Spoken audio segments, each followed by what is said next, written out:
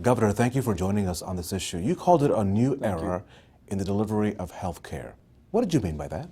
I believe it's a new era in the delivery of mental health services in the state of Indiana, because not only are we building a new state-of-the-art facility that'll be the flagship of mental health treatment and the treatment of addiction disorders in the state of Indiana, but we're using a different model of care. This new Indiana Neurodiagnostic Institute is going to be using state-of-the-art methods to really come alongside people that are struggling with mental illness and all that attends that with the very best and the brightest technology and research. And it will begin here in partnership with Community Hospital, but it's a model of care we're going to bring throughout the system of mental health in the state of Indiana. Governor, before you made this announcement, your administration was focused on the crisis of which is heroin and meth and also mental illness. So knowing that we're sort of in crisis mode, not only in Indiana but across the country, how does this new facility in 2018 address those critical needs? One of the things that we heard from the governor's task force on drug enforcement, treatment, and prevention was that we have a need for greater capacity for individuals who are caught up in drug addiction and oftentimes are experiencing mental health issues related to that. The reality is, as prosecutors across Indiana have told me, is oftentimes the only place that they can send someone who's caught up in drug addiction or reflects mental health issues is to jail. And as you heard today, it's heartbreaking to think that 50% of the inmates that are incarcerated in Indiana prisons today struggle with either mental health issues or substance abuse issues. I mean, the state of Indiana's prisons, sadly, are the largest provider of mental health services in our state, and that's just got to change. And with this investment, with this new facility and the new model of care, we're going to change that in Indiana and have the ability for primary care physicians, for people involved in law enforcement across the state of Indiana to have new options, additional capacity where people can be sent and receive a regimen of care that'll make a real difference in their lives, address the mental health issues, but also recognize, as I said, the relationship between mental health and drug abuse and addiction is a very close connection. And so expanding our capacity, the access to more services in the state of Indiana is going to be about improving the quality of lives of individuals and families that are affected by mental illness. But also this is part and parcel of how our state, and I think every state, needs to respond in more effective ways to the rise of drug abuse and addiction. Governor, I used the word crisis. Is that the correct adjective? Do you see it as a crisis, or is there a different word to characterize the issue of mental illness and the drug addiction that we're not only seeing in our state but across the country? I think it is a crisis. I think as I've traveled around the state, just a week ago in Spencer, Indiana, I spent time with 5 mothers, 2 of whom had buried children who'd suffered from mental illness and overdose, and 3 of whom had children that were continuing to struggle with varying degrees of either drug abuse and addiction, or even in some cases mental illness, and the frustration that families feel in our big cities, in our small towns, with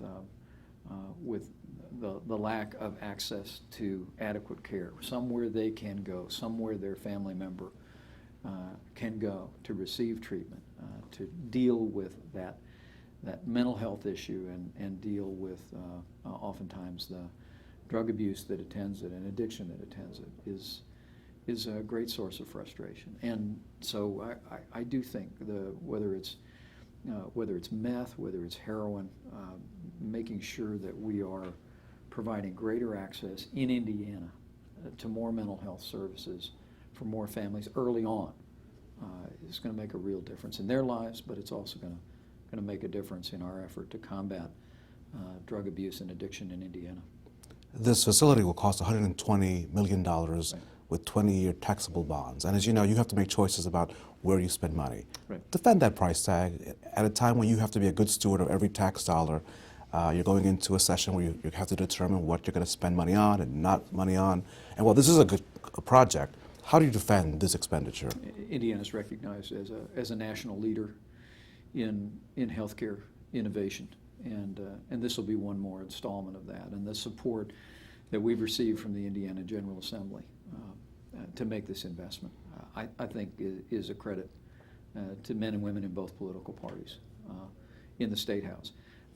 The truth is that the LaRue Carter Hospital here in Indianapolis was going to require a significant investment to bring it up to the scale that we need to meet the clinical demands of the 21st century for psychiatric care and mental health treatment. And starting and building from the ground up a new hospital that will make it possible for this institute to provide state-of-the-art care and also engage in services and research, I think is the right investment at the right time.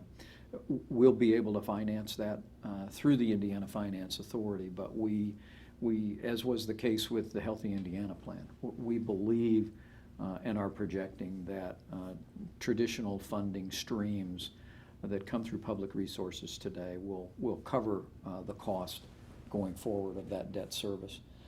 And I think it's the right investment at the right time. You know, as I said, it is Hoosiers deserve to know that half of the people in our prison system today struggle with either mental illness or drug addiction.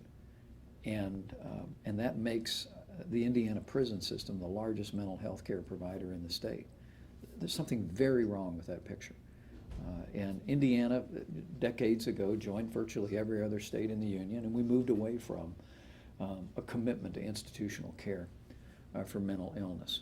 But now we're taking a bold step back in the direction of bringing state-of-the-art mental health services and treatment for drug addiction to families in the state of Indiana. I think it's the right step, and I'm confident that we'll have support. Did we make a mistake as a country, moving from the big brick and mortar buildings to the transitional housing where people now live independently in clusters in the neighborhoods? Should we have kept, as a country, more of the bigger buildings to deal with what is a very serious issue? Raphael, it's hard to look at the impact of mental health in our communities and not think that the country went in the wrong direction from institutional care. There were problems with that system. There were some bad places, that right? We needed to be addressed. Right. There's no question.